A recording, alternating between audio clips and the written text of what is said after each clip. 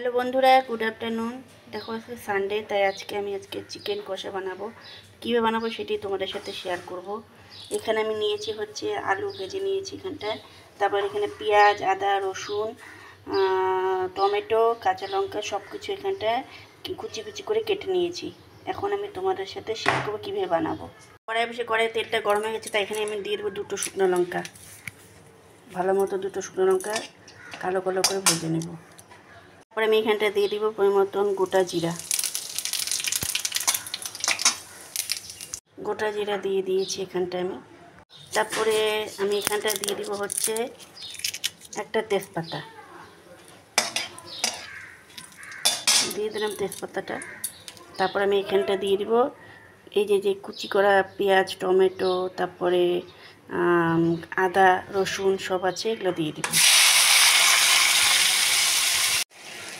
বন্ধুরা, এই দেখো আমার পেঁয়াজ টমেটোটা সুন্দর ভাজা হচ্ছে। যতক্ষণ লাল লাল হবে তখন নাড়িয়ে দেবো আমি। তারপর এখানটা দিয়ে দেবো আমি পরিমাণ মতো লবণ।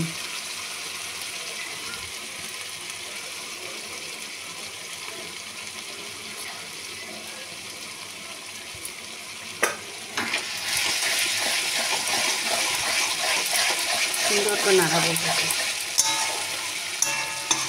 সেই সুন্দর করে একদম লাল লাল করে ভাজা হয়ে যায়। তারপরে বন্ধুরা, এখানটা আমি স্বাদের জন্য একটুখানি চিনি দিব, অল্প সামান্য বেশি না। ভালো করে নাড়াবো। বন্ধুরা, এই দেখো পেঁয়াজ, রসুন, টমেটো, কাঁচা লঙ্কা, আদা সব লাল লাল ভাজা হয়ে গেছে। এখন আমি এখানটা দিয়ে দিব মশলাগুলো। কী দিয়েছি এখানটা? জিরের গুঁড়ো দিয়েছি, ধনিয়ার গুঁড়ো দিয়েছি, চিকেন কারি মশলা দিয়েছি, দিয়ে হলুদ দিয়েছি। এখন এটা ঢেলে দিব। ঢেলে এখন একটা সুন্দর করে সেই করে নাড়াবো, নাড়াতে একেবারে যাতে কড়াই গায়ের থেকে না লাগে, একেবারে শুকায় চচ্চড়ি হয়ে যায়, মানে মাখা মাখা একদম দেখতে হয়, এটা ভাজা ভাজা হয়ে যায়। বন্ধুরা, এই দেখো কি সুন্দর মশলাটা ভাজা ভাজা হয়ে একদম তেল বেরিয়ে গেছে। মানে যত কষাবা তত তেলের তেল হয়ে যাবে। আহা, কি সেন্টটাও বেরিয়েছে রে, ফাটাফাটি।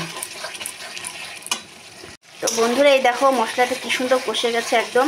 এখন আমি এখানটা দিয়ে দেবো 650 গ্রাম এখানটা চিকেন আছে, তোমাদের বলতে ভুলে গিয়েছিলাম। এই যে এখন এটা ছেড়ে দিব আমি। এটাকে আরও ভালো করে চিকেনের সাথে মশলাটা,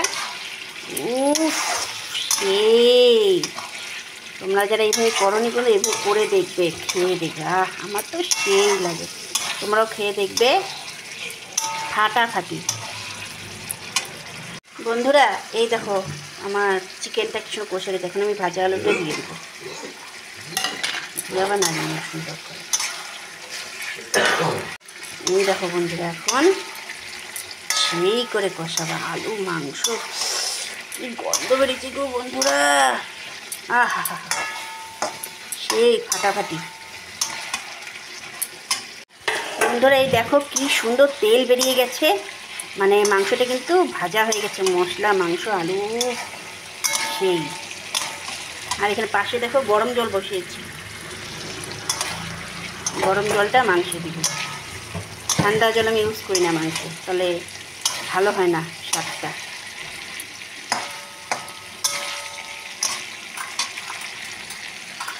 বুঝতে পারছো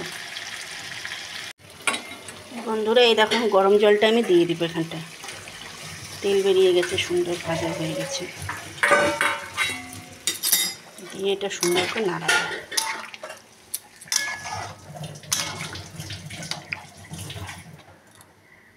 বন্ধুরা, এখন আমি একটা ঢেকে দিব সিদ্ধ হওয়ার জন্য। তো বন্ধুরা, দেখি তো কেমন হয়েছে, দারুণ, আর একটু ফুটবে। তো বন্ধুরা, এই দেখো আমার চিকেনটা পুরো শুকিয়ে গেছে। এখন আমি এখানটায় গরম মশলা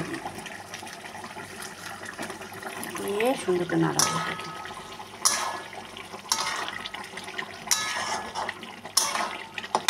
পরে বন্ধুরা, নামানোর আগে আমি এখানটা দিয়ে দিব ধনে পাতা, তাহলে সেন্টটা সেই আসবে, ফাটাফাটি হবে।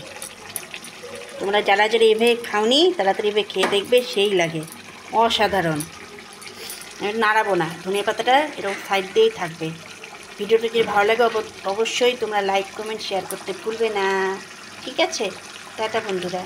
বন্ধুরা এই দেখো আমার মাংস রেডি হয়ে গেছে। লাইক কমেন্ট শেয়ার করতে কিন্তু একদম ভুলবে না যদি ভালো লাগে, ঠিক আছে?